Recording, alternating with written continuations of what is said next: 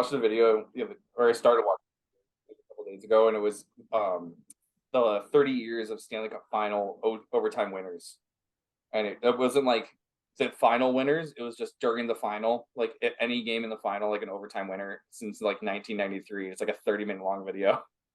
It's like in '93 when it was like the Canadiens. They won like 3 games in overtime, and John LeClair scored 2 out of 3 goals. Like, and the goalies are fucking horrible. It's crazy how bad they are. So bad. It's crazy how bad. That makes you think. Was what Pads Gretzky did? hoping for them to hit them. So what Gretzky did, was it really that impressive when you look at the type of goalie he was going up against? No, not because if McDavid did it, like was playing at that time with his skill level currently, he would have like 5,000 points. You see him score 5 goals in a game. Every single one is on the ice through the 5-hole. Like it's from the top of the circle with nobody in front of the net. Yeah, exactly. NHL should take in consideration inflation on stats. Well, they have those era adjusted stats. Yeah, catflation. Back in my day, a goal was worth less. Back in my day, these damn goalies didn't drop to their knees. What a way to start the episode. The WCB Podcast, your source for all things Chicago Blackhawks and everything hockey. With your host, Jarom and Tanner. Let's do it. Jarom and Tanner. It's Jarom, it's Tanner, it's Nolly. What's up, guys? Hey, man. What's up? What's going on? Jazz. We got 1 week.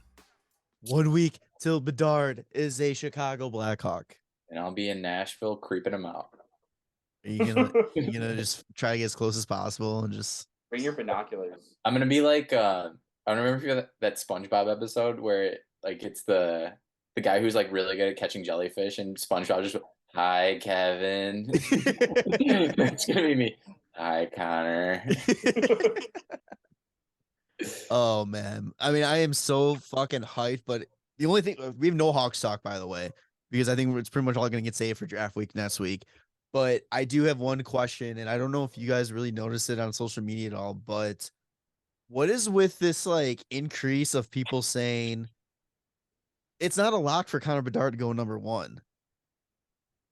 Do you see that, or am I just like insane? Is it on social media, or is it people just trying to create clicks, being like, "What's the reason behind this?" Because I'm sure that's just what people are trying to do. Is just like, let's have conversation and get like get interactions and shit. It's like, I don't care what you're saying, but he's fucking going 1. It doesn't matter. There definitely was like troll ones, but then there was some where I'm like, I really can't fucking tell if you really think the Hawks are considering Fantilli over Connor Bedard, or they're going Mitchkov because he fits the timeline better. Or all the ridiculous competitive until like 26, 27 anyway. So yeah, or all the ridiculous trade proposals too for number 1. Yeah, I saw one where it was like a Detroit article, and they were like, the Hawks get every Detroit draft pick this year. I was like, that's not even worth it still. But like, no. I two things for that. Like, one, you can say it, but the fact that you can't even bet on who's going to go number 1 overall in any sports book because it's not worth your time, that's exactly why. And 2, they sold out their season tickets and made, I forget how much money it was in the first 24 hours. It was a stupid amount of money. It was like over $4 million or something. Yeah. Like, they're not going to take this kid. Whether, even God forbid he ends up being a bust, it's going to be like, well, this is what the fans wanted anyways. So, like, we couldn't not do this. Would have been a classic, like retro or vintage Blackhawks move to like, build the hype around Connor Bedard, and then right as they get to the podium, so we have traded the first overall pick for like that would just be like classic 90s Blackhawk right there. But no, first overall pick hasn't been traded since like Fleury, like 20 years ago. Yeah, and Florida traded 2, I think. Yeah, they did. Yeah. Oh man, I don't know. I'm just it's like, I just was curious if you guys have seen that too, and be like, if I'm just insane, if I'm like, oh yeah, it's always just like the dumbest shit too. It's like, well, Bedard has like the best like best upside, the best this, the best that, but there's a chance that there isn't. There's zero fucking chance. Like, Did you see he won the first ever IHF Player of the Year award? Yeah. yeah, male player of the year award. What? They have like a female one too. I didn't see what that one was though. Oh, I didn't see that. Yeah, dude, like this. No, I think Davidson should just like have him walk up to the podium with him and just be like, "Yeah, this guy." Do you want to announce? Do you want to announce yourself as the pick? For the first time ever, Taking my Connor talents. Bedard pick Connor Bedard. Actually, they should have Bedard go up there and be like, "Who do you want to pick? Like, where do you want to go? You want to go number 1? I'm gonna pick the Blackhawks." How sick would it be to fucking go first overall to Chicago? God, it'd be so nasty. That would be nasty. It'd be so good. And the Chicago's such a great place for like a fucking unreal player. It's gonna be amazing. And then everybody's gonna be all butthurt about it because it's gonna be Bedard all over the place with his Hawks logo on his jersey and everything. Mm-hmm. Outdoor games and eat us your tears. Every other NHL fan. Do you think this is a bigger draft than when Kane went first overall in 2007? Yes. Yeah. Yeah, I said before, like there's a lot of talk where Kane wasn't the consensus first overall pick. Like that's the biggest deal right there. I mean, he wasn't even seen as like such a great talent as well. Like nobody projected him to do what he has done as being like the greatest American-born player. But this kid has like so much hype, and his that was back when they were still saying like, that everything that he's done is just shown that he's gonna meet the hype. He's gonna handle it so well. Yeah, when they took Kane, it was still like back when the NHL was like, "Oh, you need to be big and tough." Like, and Kane went out and proved that that's not true, and a lot of other guys have obviously since. But like, looking at it like that, like, yeah, I would like everything you said, Tanner. I agree with completely, and then I would also add on like from fan base wise, like there weren't many fans back when Kane got picked. You know, like a lot of fans have dropped off, obviously, but seeing that Bedard's going to go first, like we just talked about, like season ticket prices skyrocketed and like they're sold out again. Like the fan base was waiting for this to happen. And I mean, so it's just Chicago's going to be, it's going to be the madhouse again. It's going to be fun. It's another 15 years of over 100% capacity at the UC. Yeah. Well, what's even crazy is that this year it wasn't that like empty at the United Center either. Like it wasn't 100%. About this year was the fact that the tickets were so cheap. Like it was great. We got 1 year. They haven't been that cheap in a long time. Under $100. We got 1 year of cheap tickets, and now it's gonna go right back up. Yeah, God damn it! Couldn't enjoy for a couple more years. I went to like 5 games. I think I took advantage of it. So. Oh yeah, definitely. Yeah. I mean, this team is still not going to be that good next year. That's what I'm curious. That's what I'm really curious is like the New York Rangers are being too good too soon. God, man, this isn't going to go well. I'm really curious to see how the fan base reacts. Like all those people that bought season tickets, and once this team is losing, them being like, "Well, what the fuck? Why did I spend this money on season tickets?" Thinking it's going to be like, "Oh, we got the top player again. Okay, cool. It's going to be Stanley Cup era, just like that kind of thing." Like I don't know, man. I feel like a lot of people just want to watch him play every day. I think the fact that they got season tickets was so that they can renew their season tickets easier than trying to get season tickets later. That's true. Yeah, get them now, so that when the teams build up and be good, you still have the advantage of having the season tickets that you can just renew. And get them now, go to the games, and once they start getting good, resell them and make all your money back. That is true. Fun times ahead, and we are 1 week away from it being officially official. Next week we'll do more like talking about the draft, because we spent probably 20 minutes before we even started recording talking about options for the Hawks at 19 and everything like that. So we'll have a lot to talk about next week. Like I said, I will be there. I'm going to take over the Instagram. I'll try and do stories, live videos, just whatever I can. I'm not very good with social media. I'll do what I can and try to remember to do it while I'm there. Anything's better than us just sitting at home watching. So I'll also be hopping on the Hockey Podcast Network YouTube channel. They're doing a live stream of the first round. I'll be there for pick 1, and I might be on there for pick 19. The biggest asshole you can possibly be. Please just do it. I'm looking. I'm very back to SpongeBob when he thinks he gets the fucking manager job. Yeah. Just screaming in Squidward's face. I was trying so hard to get a Bedard jersey made already just to have it for that moment. And speaking of Bedard jerseys, somebody did have one in, what was the Yankees? Red Sox. Somebody, they just caught him walking, like unreal. Well, the best was that was a post by like the Chicago NBC like Sportsnet. Yeah, it was just like what kind of psycho is wearing a Bedard Hawks jersey at a Mets and Yankees game? You can't even buy a Bedard jersey in Chicago. Where did this kid get this? Yeah.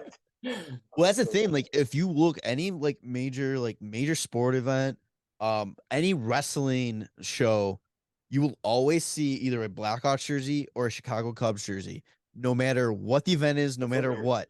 And the fact now that it's a Bedard jersey, like it's oh god, I am so fucking excited for this. Like the list just came out for top 5 like NHL teams and then top 5 players selling jerseys this year, and I wonder how quick Bedard jumps into that top 5. And the Hawks are back. It's gonna be top 10 easily by the time that he officially announces his number. Because I'm thinking based on the pre-sale the Hawks are doing. Yeah. Like, they gotta be doing pretty well selling those. Were number 1 and 2 for like years. I feel like it was Taves, Kane, Malkin, Crosby, and Ovechkin. Like those were the top 5 for a long time. From like 2010 to like 2016. Yeah. And that's going to be the thing too. That's going to show. And it's going to be like when Bedard's the number 1 selling jersey, it's just going to show people don't give a shit about what people think about the logo. Like, it's an amazing jersey. It's an amazing logo. And it's an amazing player. People want it. And that's right there should speak for it itself. And I mean, I feel like I still don't understand like any hate around it. Cause like the Hawks have proven like it's not just like a logo, like it means something to them. You know what I mean? Like they honor everything about it, which we've talked about multiple times. Yeah, we worked. They work with Native American communities in Chicago. They do the pre-game like ceremony, like video package, the acknowledgement of all that. It's like, and it's not the Cleveland Indians logo. It's not the Washington Redskins logo. It's a fucking badass logo. It's not making fun of Native Americans. It's not doing anything like that. That's like, I don't know. And it boils my blood. Once you take it away, like they're gonna stop doing all that stuff. Like stop giving them acknowledgement. You know, so like, why are you taking that away from people? Dude, they're helping develop an app and like a program to help people learn Native American language so it doesn't die off. Damn. That's cool. No, the Hawks don't give a shit. Whatever. All right. Moving on. Nolly, you were talking about something about Jonathan Taves, the little rumblings. I don't know. I didn't get a chance to look into it. I forget who said it. It was like Sarah Valley or something like that, saying that there's rumblings about Taves possibly going to Edmonton as a 4th line C, which fuck, dude, that makes perfect sense. I mean, that's exactly the type of role he should be in. He'll probably get it. They need guys for the PK up in Edmonton other than Draisaitl. And I mean, I feel like that's just like a perfect fit. It's weird. It's kind of weird. Like Keith finally leaves and he goes to Edmonton, and now Taves might be going there. But like, I don't know. It should be interesting. I don't know. It would be a good fit. I don't want him to play for anyone other than the Hawks, but at the same time, I don't want his career to be over with because I know there's a lot more Johnny Taves in left, you know. So I'm conflicted, but I think Kane leaving and seeing him in a Rangers jersey, it'll probably make it easier to see Taves in another jersey. Maybe it's different because he was the captain, but I don't know. We'll see. I think it's going to be weird. Like, I still think it's weird seeing Kane in the Rangers jersey. Yeah. And I think the fact that it's like I don't know. For me, I think it's under pressure because I was like, it's either he's going to be a Hawk or he's retiring. Like there's no middle ground. And the fact to see him in another uniform, it's going to be a little bit of a like, especially after he was like Yeah, especially after he was like, I don't know how I would like after that send off after his last game. He's like, I don't know how I could go out any other way. It's like fuck. Yeah. You are. Yeah. But Just no, like, yeah. Dubas saying he's what not. will he even get paid? You know, like if he's gonna go 4C, he was his. I mean, I don't know what his last year of his deal was really making, but 10.5 was like the contract and annual value. I can pull it up. It's a fucking cat in my backyard. I mean, he's gonna have to sign. You think if he's gonna want to go to competitor and he's gonna be playing a 4C role, it's gonna have to be not league minimum, but I mean, pretty damn close, no? So it's gonna be low, and it's not gonna be term. Especially, you don't know his health. He's gonna Joe Thornton in, I think. I mean, he definitely could. I mean, why not? So his salary was 2.9 last year. He had a $4 million signing bonus and then 2.9 during the season. So, I mean, it's not like he was making a ton of money. No, it was just Anyway. the cap hit that made it look a lot worse. Yeah, definitely. But yeah, I mean, we kind of talked about it too. It's like, yeah, if it's Oilers or not, or whoever he goes to, you need to put him on that third line, fourth line. Take the minutes off of him. Don't make him be the guy. I think that's what really hurt him this year was that he was still looked as 1C, and they tried using him like old Jonathan Taves. It's like use him limited minutes, put him on the PK, and put him for big faceoffs at the end of the game. That's all you need him for. I just wonder. He goes to Vegas. Fuck off. Yeah, don't do that. I'd rather go to Colorado. Yeah. I wonder what it's going to be like for him, like how he'll be able to adjust to that type of play. Just because, no, he wasn't great stats wise, this last season. But when he was playing, he was still playing those regular minutes, just because the Hawks didn't really have anybody. So right. Just dropping down to a 4C, limited minutes, 12 minutes a night. I wonder what that's gonna be like for him. If it helps him just because his body's not 100%, or if it's mentally he just can't handle it because he wants to be the guy. But if you're saying David, nobody's gonna be the guy compared to David. So. He just goes to Edmonton and actually just puts up 120 points. All on the power play. Yeah. I honestly think he would actually probably be thrilled about it, because it's you also have to think of the bigger picture too. It's his everyday life. He's playing fourth line minutes. He's not putting as much wear and tear on his body. He wakes up the next morning and whatever recovery he had to do, and the couple days it takes for him to get back into it, he doesn't have to do it. He doesn't have that same strain on his body, so he's able to live his life a little bit better. So I mean, that might be a huge positive for him as well. Plus, it's probably just adding a Stanley Cup captain champion to their locker room, just for locker room. What about Toronto? I don't know if he'd go. One thing I was gonna say about Edmonton is I don't know if their travel is a lot more than what Chicago has, because they always have to go if they go East Coast, they're going cross country, and I remember years, I don't know, it feels like forever ago when he was talking about how the travel situation could be so much better. Yeah. Because spending time in certain places when you can just do a quick series instead. Yeah. That might be a little bit more taxing. I don't know. It's true. It's true. Don't go to Vancouver. Dude, if you went to, what about Dallas? I think if he stays in the Central, he'd go to Winnipeg. I don't know. Fucking falling apart. Yeah. He's going to want to go to a contender. He's not going to want to. Yeah, that's true. I could see the Hawks being above Winnipeg next year with how much rumors are there. Hellebuck wants out. Scheifele not extending. Dude, Wheeler might be bought out. Yeah. I was gonna say, what if the Hawks got Wheeler from Winnipeg as doing them a solid? I don't know how I feel about it. He's only got a year left on his deal. Hawks take his contract and their first round pick, and then they buy him out. 1 year, don't even need to. Yeah, that's true. Yeah, and absolutely not necessary. They're picking 18 as well, which is hilarious. Get 18 and 19.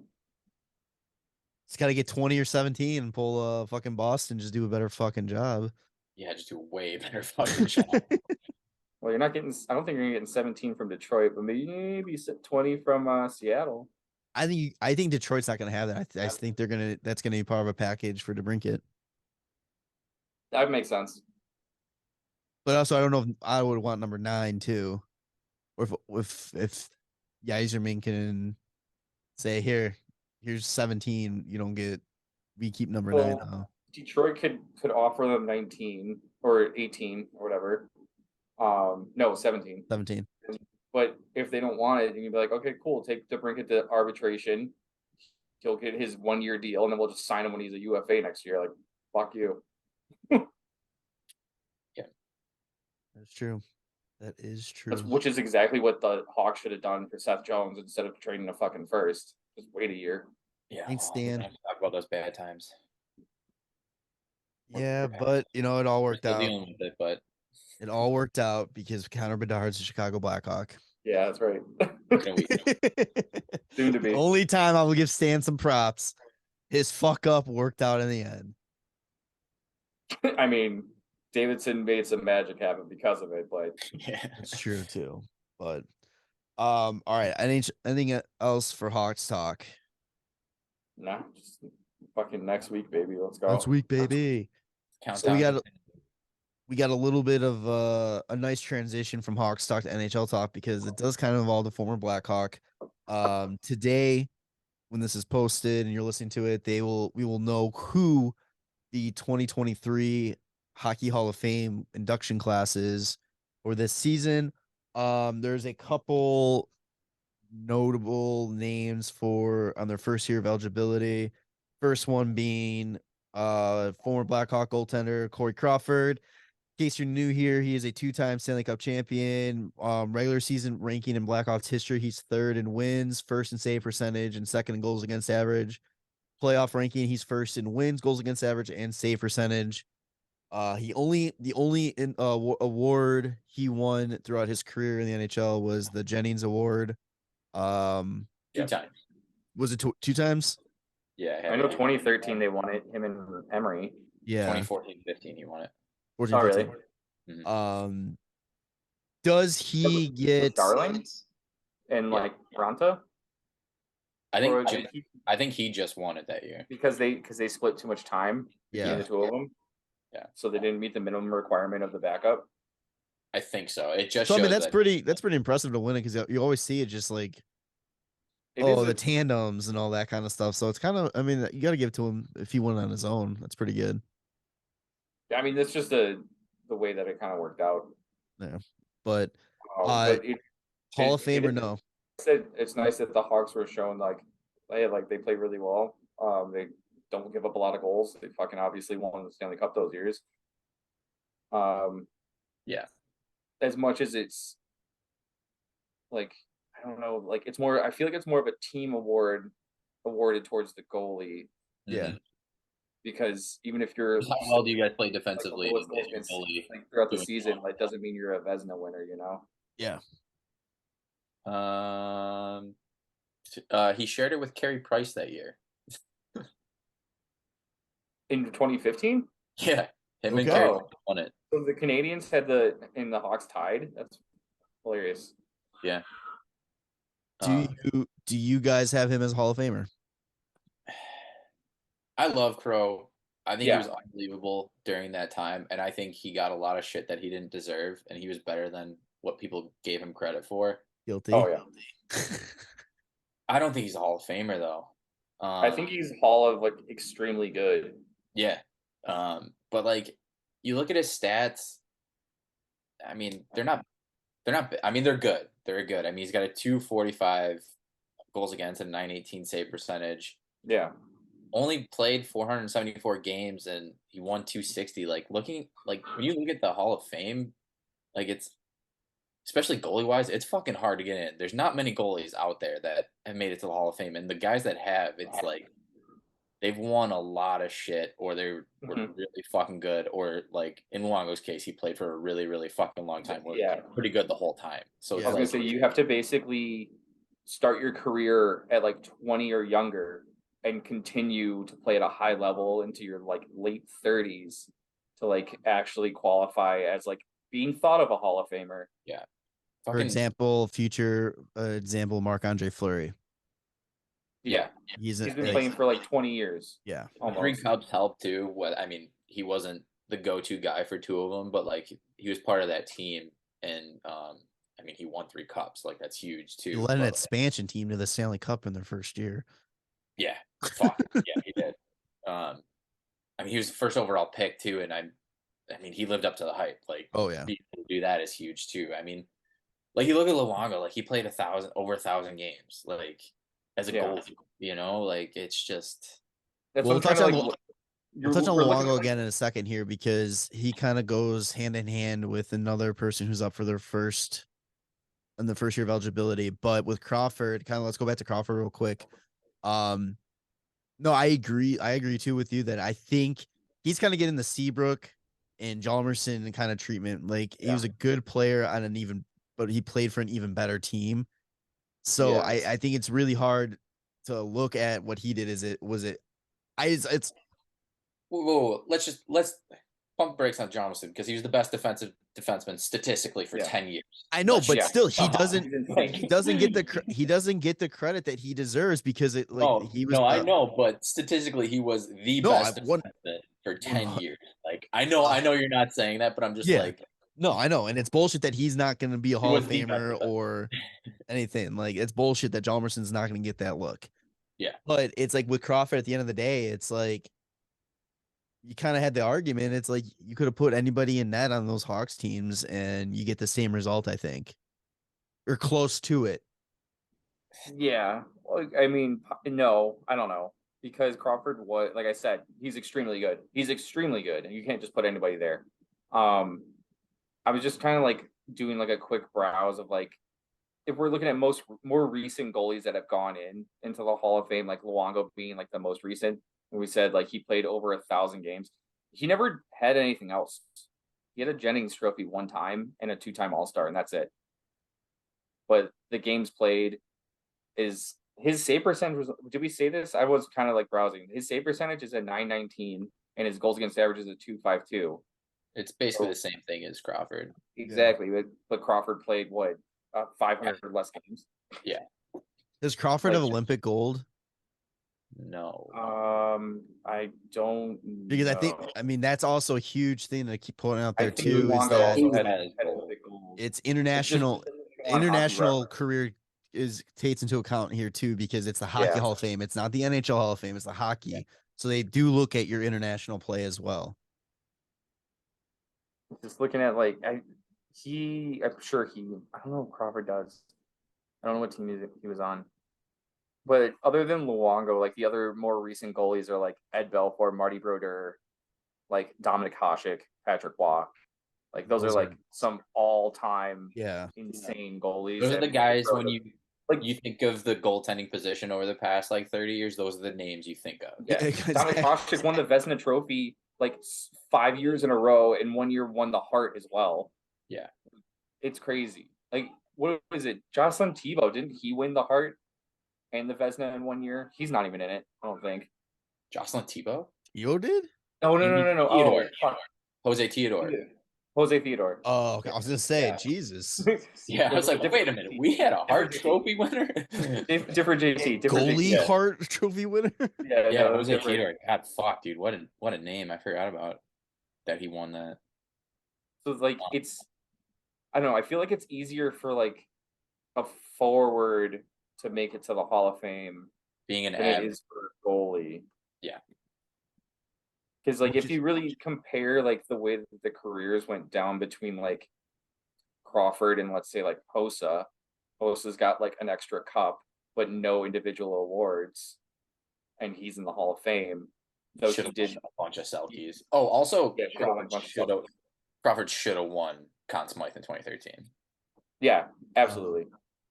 And I don't know, Crawford was just solid every year. I don't think that's one of the things that's a little bit different too, is like a lot of the Vezina goalies that sometimes get nominated are having like an insanely awesome season, like picture Allmark this year, and then they don't see it again. Where like Crawford, like he had solid years, man, like, but he never really had that one like extremely stellar year that like put him into the conversation, but he was just always just really good. reliable. Like I was gonna Yeah. say, it's a lot of like not to like McDavid. How every year he does the same thing, where it's like you expect him to be there. Not saying Consistency. that Crawford, that Crawford was like that great, but like you knew what you're getting out of him to where he did the same thing to where you only noticed when he wasn't playing up to his own standard. But when he was just playing regularly, it's like this is what you expect out of him. And like you can kind of tell that like in 2015 when Darling had to come in in the Nashville series and he took over and he saved the Hawks that series like Darling did. But then right after that, Crawford was back to himself and like I don't know if the Hawks will make it all the way to the final with Darling, but as soon as Crawford was back and you knew he was playing back up to his standards, you knew the Hawks were going to be lights out. Yeah. I mean, he's consistent. He was a consistent piece of that team. And the year that Anton Forsberg kind of got thrown in that we had that whole like cycle of goalies we couldn't figure out.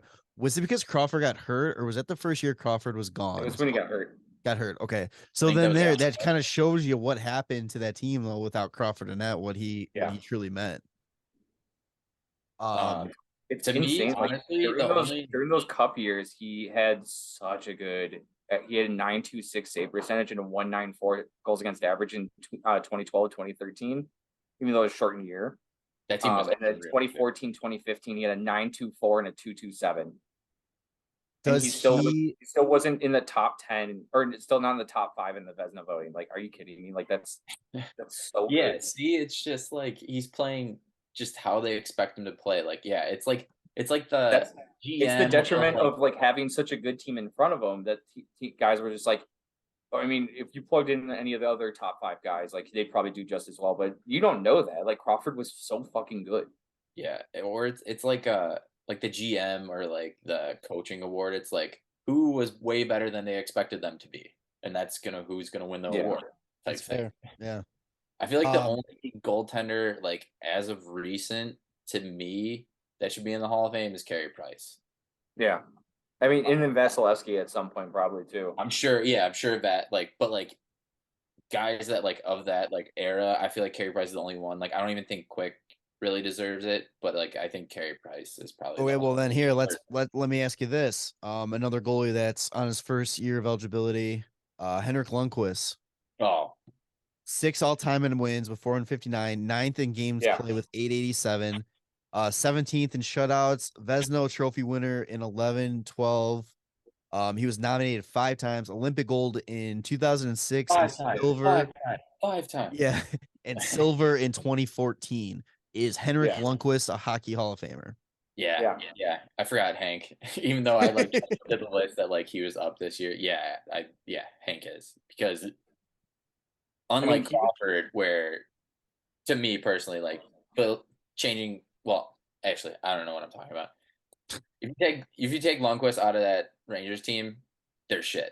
Oh yeah. Well, he was the face of that franchise. Yes. Like that team had a lot of like high profile guys too, like especially when they made it to the final. Louis Nash, he was literally the face of that franchise still. Like he's literally called the king. Like he. Yeah, absolutely. I think he is. I think he's first ballot too. I think what helps him too is the fact that he has international success as well. Yeah, because like not having that team success, no like Stanley Cup, like that would hurt him. But having the Olympic gold and silver, like definitely he has a world. He's got a world goal too. I forgot which year it was, but I think it was maybe 2017. That was the year. Fucking Nylander. Nylander's jumping into him, and they're both like in the mid, like just off the ice. I forgot. Yeah, but and then you're talking about it easier for an average player to go in than it is for a goalie. The last notable name for the first year of eligibility, Justin Williams, Mr. Game 7. 3-time Stanley Cup champion, Conn Smythe winner in 2014, has the most points with 15 and tied for most goals with 7 in NHL Game 7. Finished with 797 career points, 320 goals, 477 assists. Is he a Hall of Famer? I don't think so. Like personally, like he clutch and he played well, but like he wasn't like the guy. He's not like that guy's gonna be in the Hall of Fame some year. I was gonna say you can't go to the Hall of Fame just because you're a clutch. Yeah, like, you're gonna get your name on the cup a bunch, which he did, but Yeah. like you're not like I don't think anybody was ever like, man, watch out for the Art Ross, like Justin Williams. That's the thing too. Like a Hart Trophy winner, Justin Williams. Like it was, people remember him because of Game 7s. Other than that, he wasn't that recognizable. Are the reason they got to Game 7, you know? Right. And then he just showed up in that game. Like, if he gets in, the list of other notables that are still eligible for the Hall of Fame that I'm about to read, yeah, I would be furious if I were them. Yeah. So here's a couple names: Rob Brindamore, Jeremey Roenick, Patrick Elias, Theo Fleury, Keith Tkachuk, Henrik Zetterberg. I mean, Jeremey Roenick, I don't understand. I mean, I do. More of a PR reasoning, but I don't understand why he's not a Hall of Famer. That's stupid. He should be a Hall of Famer easily. He's 500 plus top American. Like, that's one of the biggest things. Yeah, one of the top American players. Like same thing with Keith Tkachuk. He's so one of the top goal scorers in American history, like American-born history. Like I don't understand why these guys aren't in the Hall of Fame already. Should have been in there years ago. I think he's the only not active 500 goal scorer not in the Hall of Fame. That's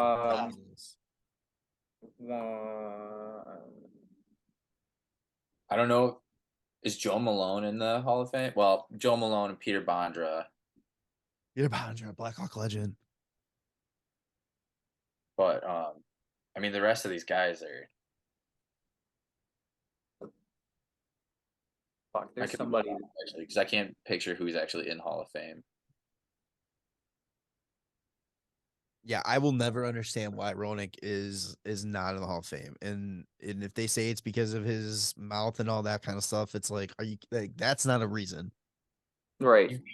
You can't be butthurt about like people saying things, and then keep them out of a Hall of Fame when they're like clearly that fucking good. You got guys that have done some pretty bad things in their past in the Hall of Fame. Yeah, the guy has he's getting the Subban treatment out of Montreal essentially, like just because he has too much of a personality. You just don't want him there. Like, really, like. And are we a little biased because he came on our show? Maybe, but he deserves. I would say this regardless, though. No, man. I think I would go down, and like fact that we kind of grew, not like we didn't really grow up watching him, but we know of him more than we do some of the other like older like 90s players. Like just watching highlights of him, it's like he was a different fucking level than a lot of players. He's got over 1,300 games played, over 500 goals. Like, it's the longevity, over 1,200 points. Like, that's like it's paid. I mean, for the most part, if you hit like 1,200 points, like you're in. Yeah, and there's actually three guys that have hit the 1,200 point mark that aren't in, and one of them's Roenick. The other ones are Bernie Nichols and Vincent Damphousse. And like other than active players that are clearly not in. When he first came in with the Hawks, he was a stud. Like he got 50 goals in a season. Like he's just. What's up, guys? As you know, the show is brought to you by DraftKings, and new customers download the DraftKings Sportsbook app now and use code THPN. Bet just $5 to score $150 in bonus bets instantly. That's code THPN only at DraftKings Sportsbook. Gambling problem? Call 1-800-GAMBLER. Massachusetts, call 800-327-5050 or visit gamblinghelpline.org. In New York, call 877-8-HOPE-NY or text HOPE-NY 467-369. In Kansas, call 1-800-247-00. On behalf of Boot Hill Casino Resort, West Virginia, gambling problem? Call 1-800-GAMBLER or visit www.1800gambler.net. All games regulated by West Virginia Lottery. Please play responsibly in partnership with Hollywood Casino at Charlestown's Race in Connecticut. Help is available for problem gambling. Call 888-789-7777 or visit ccpg.org. 21 plus in most eligible states, but age varies by jurisdiction. See DraftKings.com/sportsbook for details and state-specific responsible gambling resources. Bonus bets expire 7 days after insurance. One boost per eligible game. Opt-in require max bet $50. 10 plus leg required for 100% boost. Eligibility, wagering, deposit restrictions apply. Terms at sportsbook.draftkings.com/baseball terms. He was really fucking good for a long time, and then he bounced around team to team, and like was able to adapt his game to who he was playing with and what the era was. Like when he went to Philly, he fit right in with the broadsheet bullies. Like just look at what was it, the outdoor game in LA where they had preseason and like San Jose, and like the Zamboni broke down and he's like doing his little dance. Like he was promoting hockey as much as he possibly could. Yeah. He is what the NHL needs now. Right. Like this is what the league needs. Like the thing that's crazy that he gets overshadowed by guys like Mark Messier and like Mario Lemieux and Wayne Gretzky, Brett Hull, guys that are putting up just like either massive amounts of goals, winning tons of Stanley Cups, or just putting up 1,000 fucking points. And he's just the guy that like was doing much better than everyone else, but not as good as those guys. And didn't win a cup. Yeah. And it's just like that's the only detriment that happened. Like if you're not fucking like Wayne Gretzky, Mario Lemieux, or like Jaromir Jagr at that time, you weren't winning the Hart. You weren't winning the Art Ross. Like you weren't gonna. It's like win McDavid Draisaitl now. Nobody right, else. Yeah. It's like yeah, you have no fucking chance. It doesn't mean you don't belong in the Hall of Fame. Like, did he win any individual awards? I can't think of off the top of my head. I'm trying to pull up to see. His closest was getting the Calder. He was third in Calder voting. He was fifth in Hart voting in 91, 92, and he had some like Selke, not even. I mean, his closest was like ninth in Selke voting. Other than that, he's like a five-time, or is he a five-time All-Star? I don't know. Maybe he's not. I feel like he was at multiple All-Star games, but it's not. I got it right here. 1, 2, 3, 4, 5, 6, 7, 8, 9. 9 All-Stars. Yeah. Holy shit! He got a silver medal in 2002 at the Olympic Games too. That blows my mind that he's not a Hall of Famer. I don't get it. Politics. I don't know. That's ridiculous. Is there Who else was on the list that you said other than Roenick? Rob Brindamore, Patrick Elias, Theo Fleury, Keith Kachuk, Henrik Zetterberg. That was just a name. I mean, there was a bunch of others, but those were just kind of like notable names that stood out. Rod the Bod might go, like, if he goes in as a player and like still continues his Carolina success, if they end up winning 8 Cups, he might have to go in as a coach too. I was gonna say, I wonder if they wait till like, not till he's done coaching, but like to the tail end of his coaching career, even a little bit longer. Yeah, just because he's doing so well as a coach. Why not put them both? Yeah, that's just the short list, like you said. Like, there's a lot of other guys that are out there that could, like, isn't Pat LaFontaine like one of the top guys that's not in there too? That like could possibly. Are they always like possibly up for it, or do you only have like a certain amount of years that you're eligible? No, once you're eligible, It's not like baseball. Baseball, you only have so many years. I think hockey, like a window, right? Yeah. Okay. I mean, I'm just looking here at like a list of everybody.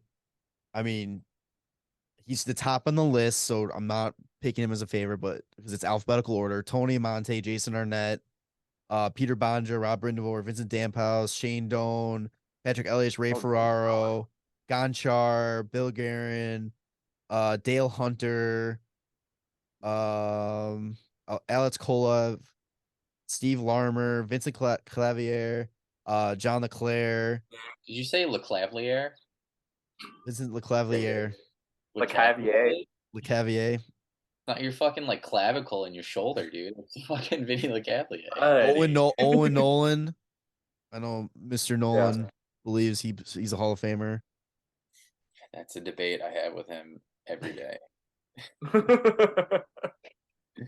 Let's see who else. Jeremey Roenick. It's insane to see like all the stats of these guys on this list, and then Roenick is just like mad. Like his stats are insane compared to everybody. He's just got no individual awards, no personal awards, and no cups. No cups, no titles. Like, which I mean, it makes sense. Like that is part of it too. But like at some point, like Patrick Marleau, everybody's saying is easily going to make it in. Like, are his stats better than fucking Roenick's? They're not. He doesn't even have because he played the most amount of games. Like that's why. Like longevity, yeah, it's definitely a thing. Like we were saying with Luongo, like it's huge, but like it's thinking about that though too. Like does Phil Kessel go in for having like the longest Ironman streak? If you put Three-time Cup winner. if you put Marlowe in there, you definitely have to put Kessel in. Kessel's got Kessel's 3 more cups. Three-time Cup winner. I mean, doesn't have individual awards. Should have been a Conn Smythe Should have winner. been Conn Smythe, yeah. Was it Should have been a 17? Conn Smythe, yes, absolutely. Yeah, 17 the second year. I mean, Pierre Turgeon has 1,300 points and is not in it because he also doesn't have any like cups or anything. that's ludicrous. It is absolutely ridiculous. Turgeon doesn't have a fucking cup. He did. Oh, and he's got one Lady Bing. That's it. 1,300 points. What? That's crazy. To see somebody with 1,300 points not in the Hall of Fame is insane to me. Yeah, that's Is hockey looking at other Hall of Fame previous goalies too. Like I don't think Crawford makes it in just because like even first on the list like Tom Barrasso, 2 Stanley Cups, 777 games, 369 wins. Like just played longer, had more wins, more cups. Or not, for goalies, cups, sorry. For goalies, I feel like especially now with how little they play, I think it's gonna go less from like how many games you actually played, but like how many wins you get, what your actual stats are, and then individual. Maybe they'll start looking at like advanced stats for goalies for like goals saved above average or above expected or anything like that. Is the Hockey Hall of Fame, is it voted on by the writers or is it a committee? Yeah. Actually, I don't remember.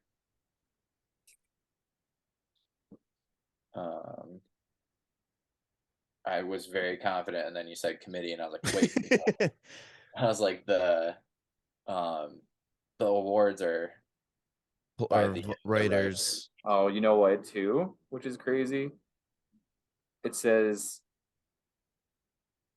Crawford just mentioned it's like the goaltenders listed on the Hall of Fame website that are eligible are listed either played a minimum of 500 NHL games or won over 250 NHL games or recorded 50 or more shutouts in the NHL. And Crawford really just has like 260 wins. Mm-hmm. What were you saying, Nolly? Is it a committee? Yeah, it's a committee. I forgot. Lanny McDonald's the head of it. I forgot. He's the guy that like makes all the calls to everybody to let them know. So there you go. You get the old boys club that wants to keep boring hockey. You know, like those are the guys that are going to be making the selections. Yeah, till they all die off and new people come in. Also, I said Bryce is the only one that I think. Obviously, I forgot Lundqvist. Obviously, I forgot Fleury. There's a lot of guys that I probably forgot. Like in general, you know what I mean? Yeah, those are the goalies that like probably most are gonna probably happen soon, just because those are like the early 2000s goalies that like are gonna be coming up pretty soon here. I mean, Lundqvist obviously because he's retired already, but Bryce and Fleury are still playing, which is crazy. So this is what I don't get. You have to be 3 years retired, but like Hossa technically wasn't retired. He was still getting paid. Like Chris Pronger wasn't technically retired. He was still getting paid. Chris Pronger was still getting paid by 2 different teams. Like, and then I don't know. Like, is it retired? He just haven't played a game. Maybe it's played a game because, like, I wonder when Price will actually be up for it. Probably next year. Yeah, I think it's game played because when Jágr played in a game, they were like, "Oh, well, Jágr playing a game, so now his Hall of Fame eligibility got pushed back." So it's based on your gameplay. That's so silly. Like it's so ridiculous. Like, well, I mean, to be fair, I guess Gary Bettman's still the fucking commissioner, and he got inducted like 3 years ago or something. Like that was a joke. You're in charge of 3 lockouts. Let's put you in the Hall of Fame as a builder. Like I get. No, I get it. Fair, I get it. He's made a lot of fucking money for this league. Oh my god, he is the best lawyer for the owners. Like he does everything for the owners the right way, and he has done a lot of good stuff. Like I don't know how many other commissioners. Oh, Mike Gartner is the chair of the committee. The chairman. Brian Burke's on it. I think McDonald. Ron Francis is on it too, and Cammy Granato, Yari Curry, Igor Larionov, Pierre McGuire's on the committee. Bob McKenzie. Oh, that's why JR is not in David there. I'm sure he made Poile, fun of him at some point. Luke Robitaille, Joe Sakic. Joe Sakic's not being on the committee is probably the reason why Roenick's not on it. Oh man. So yeah, that gets dropped tonight. Wait, that gets dropped tonight? Well, when this when this goes live. Yeah. Oh, Jesus. I was like, fuck, dude. Cool. I want to know. We're gonna wrap this up here. Next Monday we have the NHL awards. Yes. Is it an actual ceremony again? Yeah, it's in Nashville. It's in Nashville. It's in Nashville too. Oh, cool. Yeah. Oh, that's awesome. It's going to be on TV. Oh, it's on TNT. So hopefully it'll at least have to be like a decent broadcast then, because TNT did so well with like the hockey broadcast this year. Yeah, that'd be sick. TNT It was on Broadway. Oh my Yeah. god, yeah. Just like outside of Bridgestone. So we're gonna do our usual 5 awards. We're gonna make predictions on who's gonna take it. Let's start. Where do you want to start? I mean, it doesn't matter because like I think this year is probably one of the easier years for like selecting who won these trophies, right? All right, so we're gonna do the Hart, the Vezina, the Norris, the Calder, and the Adams. So let's start with the Jack Adams for head coach. Lindy Ruff, Jim Montgomery, and then Dave Haxtell. Yeah. Did I nail that name right? Did I say Yeah, it you wrong? got it. Yeah. You got it. Finally. I think it's easily Jim Montgomery because the team set a record for wins. Like, And it was his first year too, right? Yeah. Yeah. And it's funny because like I feel like it also somebody that wasn't nominated that could have easily been nominated was Bruce Cassidy. Yeah, They didn't make the playoffs last year, and then they came in first in the West, and then won it all. I mean, that didn't matter because it's regular season, but like from outside the playoffs to being first in the West is like a pretty huge jump for like your first year as head coach. This is like the definition this whole year of like if so and so wasn't involved, like if Connor Bedard wasn't in the draft, so and so would be the first overall. It's like if the Bruins didn't do the season they had the season they had, I think it goes to Haxtell for taking Seattle from just absolute dog crap to playoffs. Almost, what was it, to 95 points? I think it was. That's like, what I was going to say. He would be like a huge. I'm probably going to say Montgomery, but like I really feel like it probably could be Haxtell just based off of just how big of a turnaround they had. I'm thinking it could have been Lindy Ruff just because. The Pacific sucks ass, and like Lindy Ruff was having a battle in the East the whole fucking year. And everybody was like, when's New Jersey going to fall off? When's New Jersey going to fall off? And I mean, they went from fucking fire Lindy to sorry Lindy in the first week. Yeah. I mean, you can make the argument for everybody, but it's hard to argue against the fact that one team set records with how many wins they had. I mean, I'm going Montgomery. And it was his first season too. So like it obviously having him there had a change of like having a change of scenery in coaching, like what he brought to the team was proven to do something. Especially for a team that everybody thought was going to hit a wall, especially with all the injuries they had. This was going to be the start of the end, is what everybody thought it was at the beginning of the year. This year, this year is this is the year. So are we all three going Montgomery? Yeah, probably. Okay. All right. Next up, we'll go Calder, Rookie of the Year, Matty Beniers. No, go ahead. Don't help him. No, I know what it was, and I always start to say Berners or Berners. Matty Beniers, Owen Powers, Stuart Skinner. Yeah, it's Beniers. Yeah, hands down. Owen Powers, I mean, he was a plus defender, 37 points too. Hell of a season. I know. I'm just saying, like, and Stuart Skinner did a hell of a job. Took the job over from Campbell, who they just signed this huge ticket to. Like, he had a great season, and like they rode him hard. Again, if it was any other year, those guys would be Rookie of the Year. But I mean, honestly, you're missing out on in Dallas, Wyatt Johnson. Oh Wyatt Johnson tied Beniers in goals for rookie goals. I mean, Stuart Skinner didn't have an amazing year. He went 29-14, 0-5. Like, that's good. But his 275 goals against average and a 914 save percentage is like league average. But he came. But I mean, for a rookie though, like that's a lot. But of also games, though, and you it's gotta. not bad. He came when he came in like and really took the job over. Edmonton was kind of flirting with missing the playoffs, and he came and he took over, and that season just turned around for Edmonton. That's I think it was what just it kind of like is. a weaker year for like rookies in general. It really was. And that's why when saying like, oh, if it wasn't Beniers this year, like it could have been anybody. It's like, nah, like it's Beniers, and then like if these guys were in any other year, they would still not fucking win. Like, All right, Vesna. yeah, do we? Swayman. Who else is it's Hallmark. Or Allmark, I meant. Yeah, Allmark. Yeah, thanks for coming out, Sorokin and Hellebuck. You had a hell of a year, but you couldn't fucking have like almost a nothing goals against average and like a 930 something save percentage. But Sorokin was so fucking good for Islanders. He was. When you talk about advanced stats, his saves above expected was unbelievable all year. And then bring that to another guy that we were talking about before the show. Usually Saros was just fucking disgusting for Nashville this year. Like Nashville wasn't. He started not well, and that was a big issue for Nashville. But he definitely he turns it on, and then it's just like impossible to get past him. Which is crazy that they were going to trade him. Saros is like 6'4", and he's like 5'11".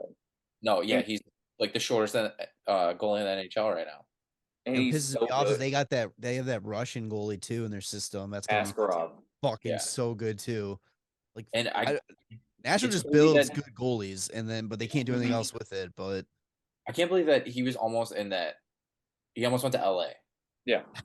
Like, why are you trading him away? He is like the best player on your team, and he can stay healthy. Unlike Forsberg. Allmark's actual stats to finish the season. He went.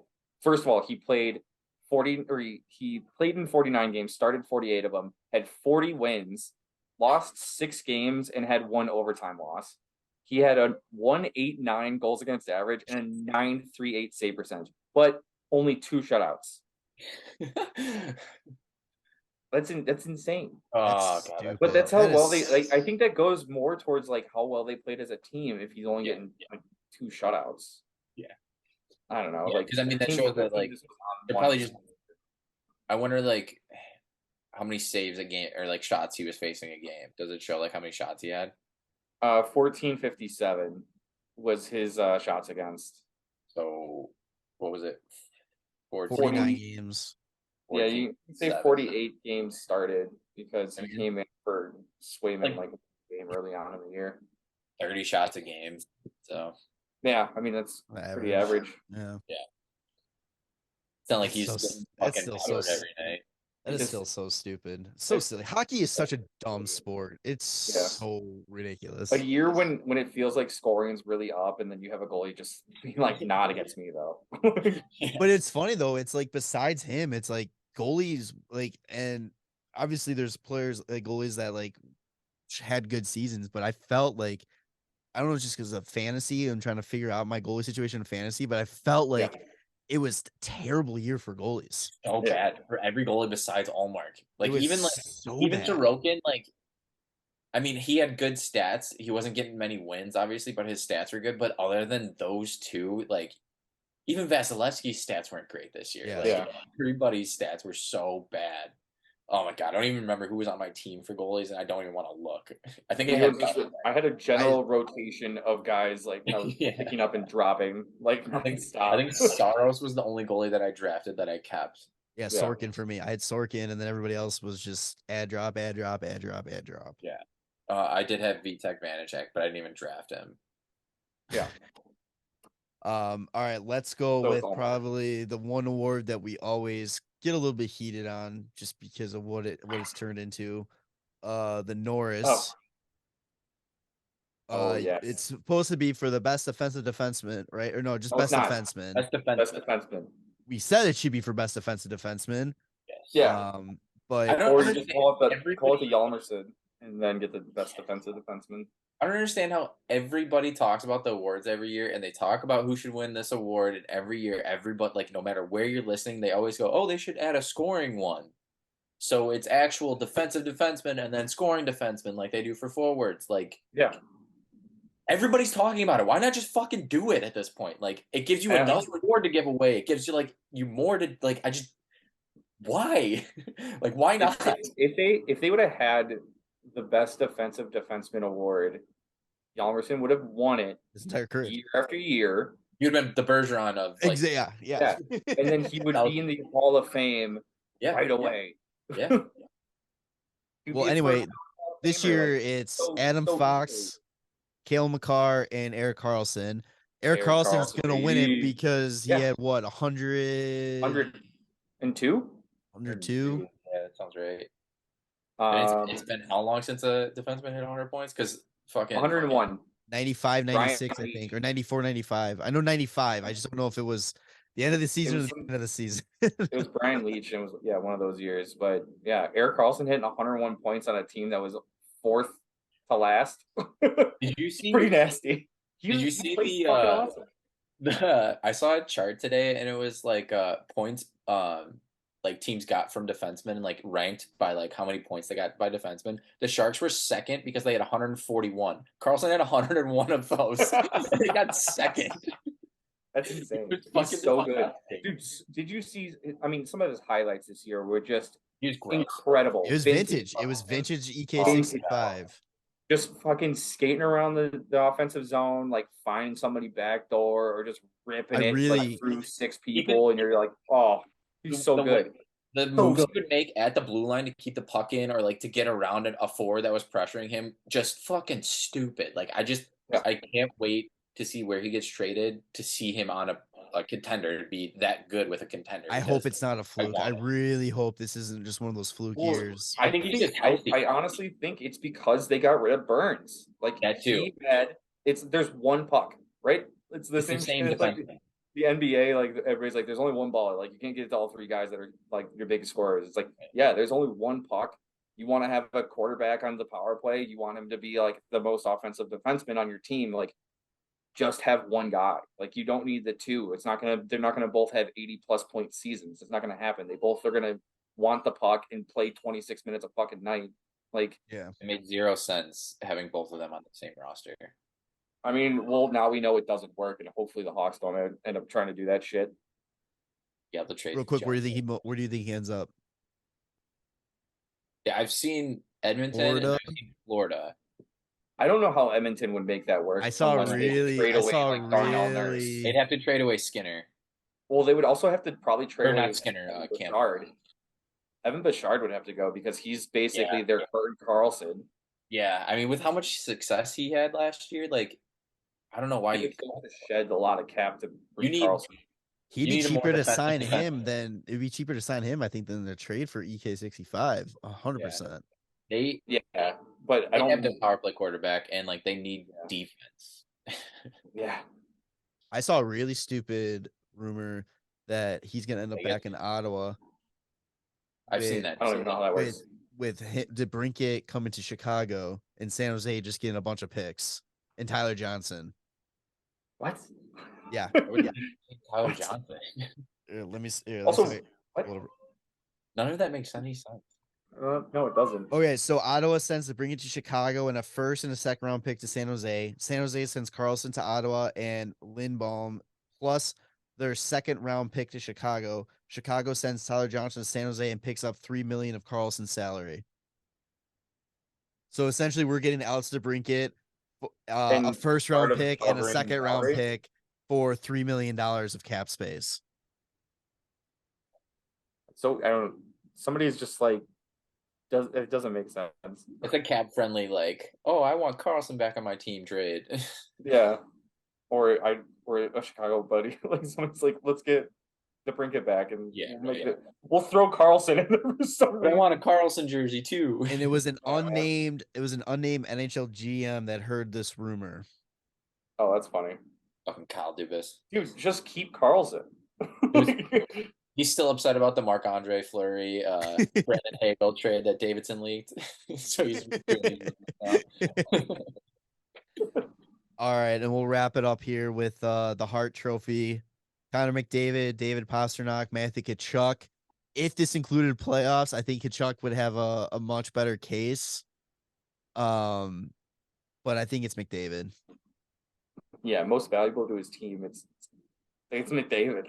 Yeah. Dude, McDavid. Yeah. Like, Yeah.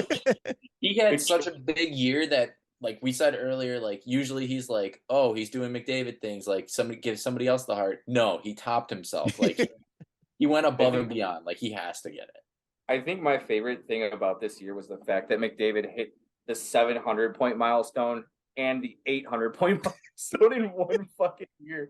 And he is at 850 points right now. He's got 900 next. He probably hit 1,000 next year. Fuck. Yes, He easily hit 1,000 points next year. Oh my fuck. Yeah. He had over 60 goals this year. Like 64 goals, 89 assists, 153 points. Does he get better? Does he still get better? Yeah. He's been the best player in the league since he stepped on the ice his first game, and it's like, what? Wait, you can do more? I just don't understand. Like, does he hit 175 next year? Like, Edmonton starts triple shifting him every game. I think they do. They're not going when to does he anybody. plateau?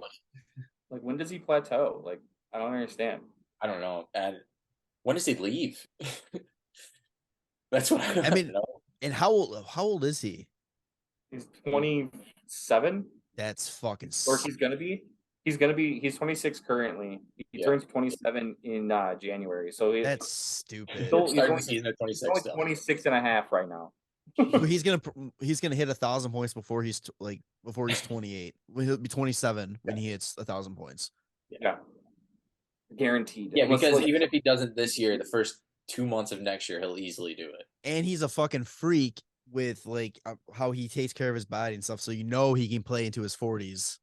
And he also was like, hey, I'm going to score more goals this year, and got more than Austin Matthews did the year before when everybody was freaking out when he finally hit 60. He had 20 more goals than he did last year. Yeah.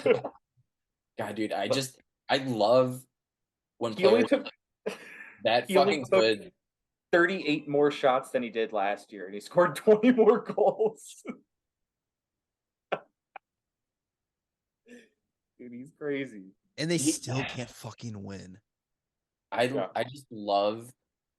I wish I was so good at something, like anything, where I could just be like him or Crosby when they're just like, I think I want to score more goals, and they win the Rocket. Like, what? How you're the best guy in the league at what you best in the world at what you do, and you want to do better at it, and you just do. Like, yeah, you how? just go, I'm gonna contribute a little bit more this way now. Yeah, but also not take away from contributing this way with my assist. It'll stay the same.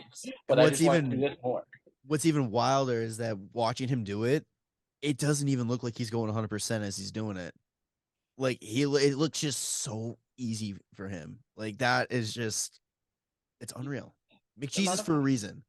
The amount of 5-on-1 goals he scored in his career is just the fact that you have one. He has multiple. Like, it's just, oh my god, I love watching him play. I can't wait for Bedard. A cup so bad. He needs a cup.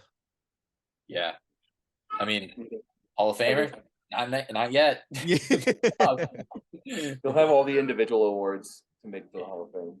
Dude, God, I don't know. I don't know. So it was crazy to talk about Ovi catching Gretzky goal-wise, and now it like seems like it will happen. Do you think McDavid could catch Gretzky point-wise? He's going to have to consistently put up a couple more 150-plus point seasons, I think. Yeah. I mean, he's going to have his regression is going to have to be way later in his 30s. That's because he doesn't unless he starts putting up 200-point plus fucking seasons, man. Like, I mean, if the league keeps going up goal wise, he's going to keep consistent with points that he's getting. But that is a good point though too, because like when you look at like Gretzky, his regression fell pretty quick once he started getting his age, and Ovi has been steady almost his entire career on how many goals he puts up. So it's just Wayne Gretzky put up so many fucking points at a young age. Yeah. It's crazy.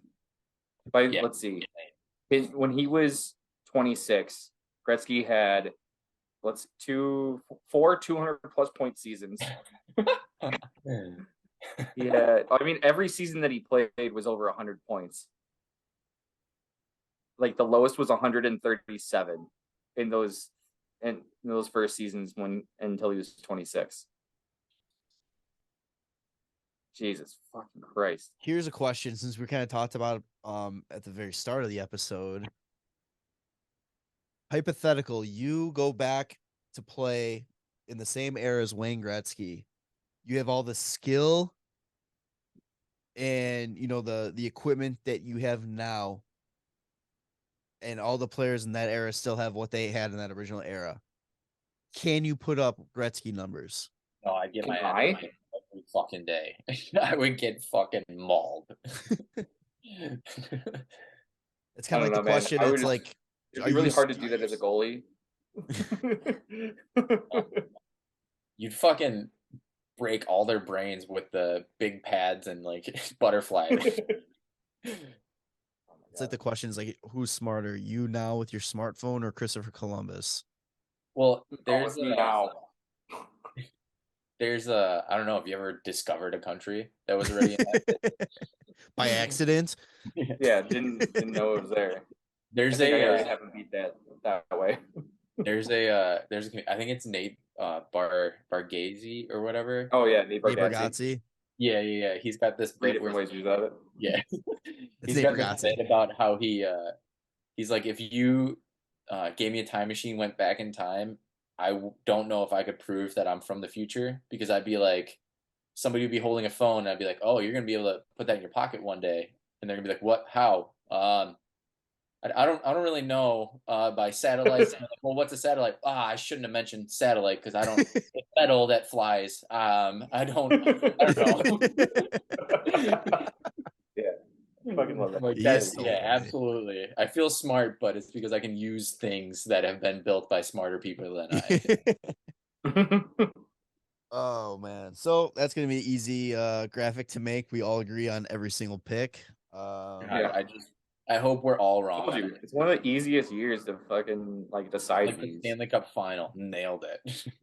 Yeah, right. Oh shit! All right, so next week will be draft preview. You want to do Selke real quick? Who's up for Selke?